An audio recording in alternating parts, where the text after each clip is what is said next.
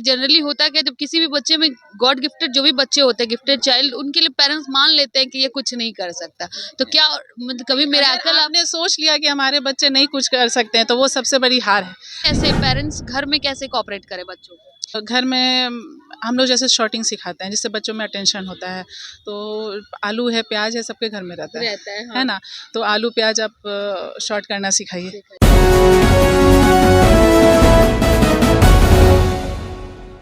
नमस्कार, मैं सोनम सिंह और अभी आप देख रहे हैं पटना दर्शन न्यूज। आज मैं एक ऐसी स्टोरी, एक ऐसी चीज को आपके सामने लेके आ रही हूँ जो बहुत सारे लोग के लिए वो चीजें अनजान है। बहुत सारे लोग उस चीज को समझ नहीं पाते आखिर एक्चुअली है क्या।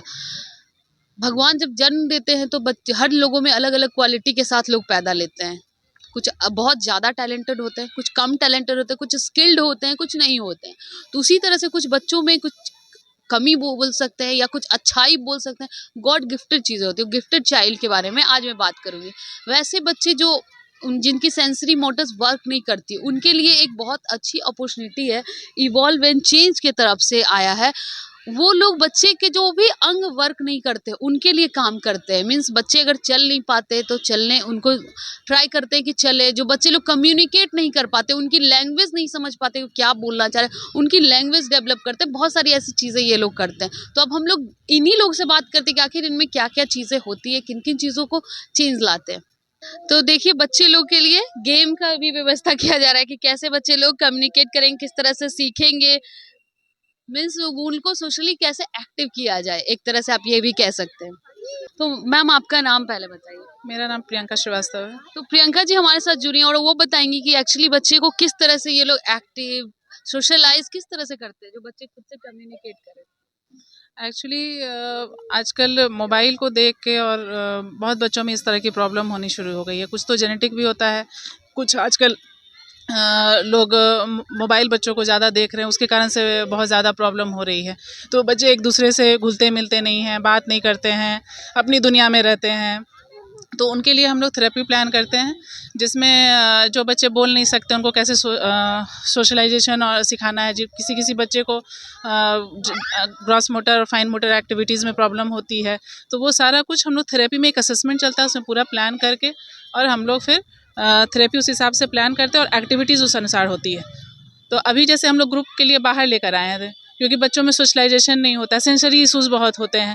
तो ये एक पार्क है जहाँ सब तरह का इन लोगों को फील एक मिलता है। तो फिर बच्चे को मीन्स एक्टिव कैसे करते हैं? जैसे आपसे कम्युनिकेट कर लेते होंगे, जैसे आप as a teacher, as a guide, as a parents हर किसी का रोल निभाती हैं। तो फिर अगर वही चीज़ पेरेंट्स के साथ करना होता है तो वो कैसे कोऑपरेट करते हैं? नहीं, देखिए यहाँ पे थेरेपिस्ट हैं बहुत सारे। हम लोग सबके साथ कम्युनिकेशन कराना सिखाते हैं। इवन बाहर निकालते हैं तो पेरेंट्स हैं या दूसरे बच्चे के भी पेरेंट्स हैं, उन लोगों के साथ भी हम लोग हाय हेलो नमस्ते जो है वो करवाते हैं। इससे बच्चे धीरे धीरे करके सोशलाइज करना शुरू कर देते हैं। तो ये लोग एजुकेशन में अच्छा करते हैं या फिर सिर्फ मतलब डेली रूटीन कर पाते हैं? नहीं, एजुकेशन में भी बहुत बच्चे बहुत अच्छा, किन्हीं का आईक्यू वो लेवल बहुत ही अच्छा होता है।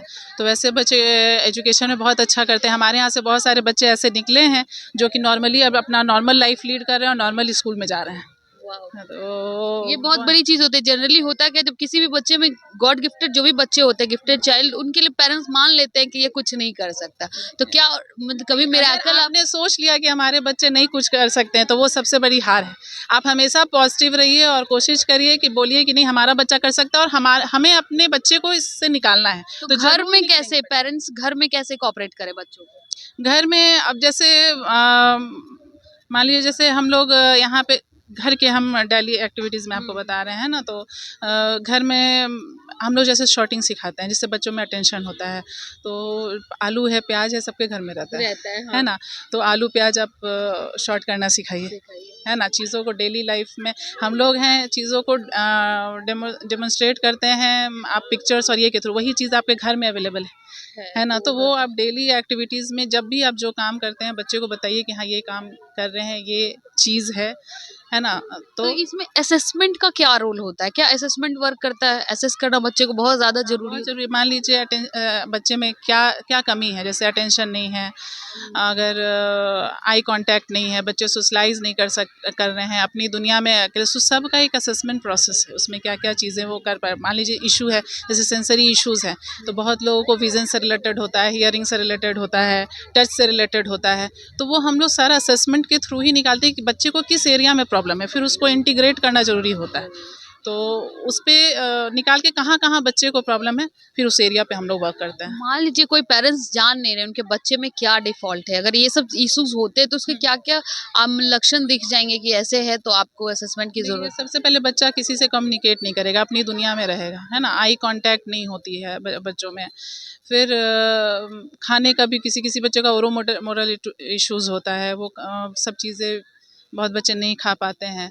तो वो बहुत सारी चीज़ें हैं, सेंसेशन में कुछ टच करना नहीं पसंद करेंगे, और कुछ बच्चे कॉर्नर आइज ऐसे करके आइज़ एकदम साइड में ला के कॉर्नर आइज करके देखेंगे। तो बहुत सारे इस तरह के बहुत सारे लक्षण हैं। जैसे आप जब असेसमेंट हम लोग करते हैं तो वो पूरा प्रोसेस जाता है, उसमें हम लोग पूछते हैं क्या क्या चीज़ों में दिक्कत है, फिर उसके तो कोई भी बच्चा प्रॉपरली ठीक होता है 100% कह सकते? देखिए 100% तो नहीं बोल सकते, लेकिन हाँ इतना हो जाता है कि बच्चे नॉर्मल लाइफ लीड कर सकें। हाँ, एक्चुअली अगर सही से थेरेपी होती है तो 70-80% तो बच्चे जरूर ठीक क्योर हो जाते हैं। तो अभी कौन सी एक्टिविटी हो रही है यहाँ, थोड़ा सा एक्टिविटी के बारे में बता सकती हैं क्या? आपको मैम आगे गाइड कर देंगे। मैम ठीक है, और आगे बात करते हैं। मैम अभी आप क्या करवा रही हैं, कौन सा एक्टिविटी है बच्चों का? ये हम लोग जैसे बहुत सारे बच्चे होते हैं जो बिल्कुल भी जंपिंग या क्रॉलिंग या किसी चीज़ को, जैसे हम लोग चल रहे हैं, सामने में कोई ऑब्स्टिकल्स आया लेकिन उसको क्रॉस करना कैसे है ये नहीं समझ पाते हैं। वो मतलब है आ गए टकरा गए ऐसा, तो हम लोग उसको कॉन्सेप्ट में देते हैं। तो ये आप इसे करवाइए ना, हम लोग भी देखना चाहते हैं। ये पहले ऐसे नहीं करता था, बट हम लोग जब इनको कराए सिखाएं तो अब ये क्रॉलिंग भी करता है, जंपिंग भी करता है और अपना डेली एक्टिविटी भी करने लगा है। तो अभी आप देखिए, वेरी गुड। चलो चलो आप क्रॉस क्रॉस, हाँ, go down go down go down go down, चलो go down go down go down, चलो चलो चलो, हाँ चलो गुड बॉय, चलो चलो चलो क्रॉस, चलो stand stand stand, jump jump jump, very good, jump very good, jump, हाँ jump jump jump jump jump jump, यहाँ जंप करना है, चलो jump jump jump jump, very good, jump jump jump jump jump, put करो put करो put करो, अतेज put करो पुट करो, नहीं फेंकना नहीं है अतेज, पुट करना है, पुट करना है, चलो पुट करो, पुट करना है, चलो चलो चलो पुट करो, ये लो इसमें फील करो, पुट करो, वेरी वेरी गुड। तो आपने देखा कि बच्चे को किस तरह से असेस किया जाता है, कितने अच्छे से बच्चे इन जनरल लोकल छोटी छोटी एक्टिविटीज होता है ना, बहुत बड़ा रोल निभाती है, तो इसे छोटी छोटी एक्टिविटीज कितने अच्छे से पार्टिसिपेट कर रहे हैं। ये बच्चों में जब ये असेसमेंट करते हैं तो कुछ इम्प्रूवमेंट होता है क्या? हाँ होता है। क्या क्या सीखे आपके बच्चे? मेरे बच्चे तो बहुत बिल्कुल पहले नहीं देख पाता था, अब दिखता है। अब दिखता भी है, बोलता भी है, सब चीज़ पहचानता भी है, फल के नाम बताएगा पूरा, मम्मी पापा नाना नानी सब। पहले देख के नहीं, मतलब खाली अलग से बताता था, मगर अब पहचान को बोलता है कि वे नाना है, वे नानी है, वे मौसी है, वे मौसा हैं, सारा चीज़ बोलता है। अब इसको 2 अक्षर वाला सीखना है कि नानी खाना दो, हाँ ये इसको अब मतलब आगे ज़रूरी है। तो बच्चे बहुत ज्यादा इम्प्रूव कर रहे हैं। हाँ मेरा बच्चा तो बिल्कुल कर रहा है। आपके बच्चे में क्या इम्प्रूवमेंट नजर आया ये सारी एक्टिविटीज से? यहाँ पर इम्प्रूवमेंट यही है कि जो बच्चे मानसिक तौर पर जो पहले बीमार होते हैं, जिनको मान के चलिए कि बोलने का अपना सलीका नहीं है, अपना कॉमन सेंस खो चुके हैं, तो उसको फिर से बैक लाया जाता है। फिजिकल तौर पर जिसको दिक्कत है उठने बैठने में, चाहे किसी तरह से प्रॉब्लम हो, उसको फिजिकली दूर किया जाता है। और एक संस्था की तरफ से बहुत बेस्ट बच्चे को दिया जाता है जो कि फ्यूचर के लिए। तो आपके बच्चे में कुछ ड्रास्टिक चेंज जो आप एक्सपेक्ट नहीं किए थे और अनएक्सपेक्टेड चीजें? बिल्कुल बिल्कुल। मेरे बच्चा मान के चलिए 3 साल का था कोरोना के बाद तक, तो बोलना साफ नहीं जानते थे, एज ए जीरो। और जब से हम यहाँ पर जुड़े हैं तो करीब करीब आज सेंटेंस बोल लेती है और अच्छा बोल लेती है, सेंटेंस फॉर्म कर लेती सेंटेंस फॉर्म कर अच्छा फॉर्म कर लेती है। और इन जनरल का जो मतलब उसका डेली काम होता है वो सब अच्छे से करते हैं वो? हाँ, रूटीन वर्क भी यहाँ पर मतलब बताया जाता है, समझाया जाता है बच्चों को, जिससे वो अपना जैसे पहले क्या था बच्चों में कि कोई भी बच्चा अपना उठा तो अपना रूटीन उसको पता नहीं है, तो यहाँ से यही बेनिफिट होगा आपको कि बच्चा उठा तो सुबह का फर्स्ट होना चाहिए कि हमको टॉयलेट जाना है, तो जाएगी टॉयलेट, जाएगी ही जाएगी। पहले क्या था कि बेड पर पेशाब करता था बच्चे लोग, अब वैसा कोई दिक्कत है नहीं। अब बच्चा अपने से प्रॉपर वर्क करते हैं, उसको खाना चाहिए तो मांगेंगे, अच्छा मांगते हैं। हाँ बुक चाहिए तो मांगेंगे, स्टडी है तो बैठ गए अपना स्टडी किए। अब सपोर्ट तो गार्जियन को करना ही पड़ेगा ना। हाँ। आपके बच्चे में क्या चेंज आप देखते हैं इन सब चीजों से मेरा थेरेपी? बच्चा 5 साल का था तो तब से कोई कमांड नहीं लेता था, किसी तरह का कुछ भी आप बोलो तो वो फॉलो नहीं करता था। जब से हमने थेरेपी करवाना शुरू किया तो मेरा बच्चा कमांड भी लेता है, अपने से सब काम करता है, और इवन वो पेंसिल पकड़ना तक 5 साल के तक नहीं जानता था। अब वो लिखता है, पढ़ता है, बोलता भी है, सब कुछ है।